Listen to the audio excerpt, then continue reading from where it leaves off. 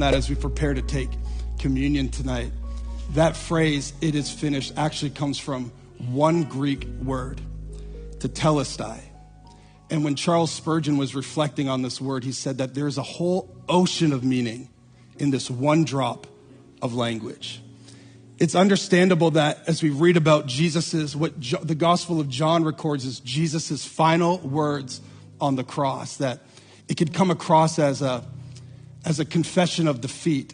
It is finished, as he gives his last breath on the cross. But there's so much more packed into this phrase. It wasn't a confession of defeat, but a declaration of victory.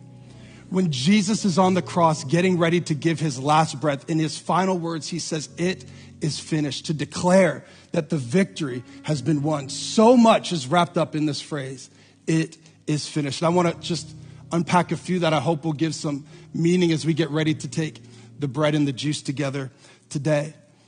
One meaning of this word, tetelestai, is it means to accomplish.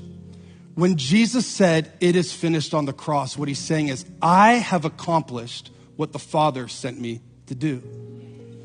It was just a few chapters earlier when Jesus was in the garden that twice he prayed, "If it's possible, Lord, let this cup pass from me.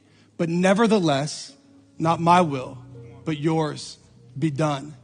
He said, "Let this cup pass from me." And yet on the cross, we see him taking a drink of the sour vinegar, which represented the judgment and wrath and suffering. And Jesus drinks from that cup and dies on the cross. And as he says, "It is finished," he's letting us know, I accomplished everything the Father sent me to do.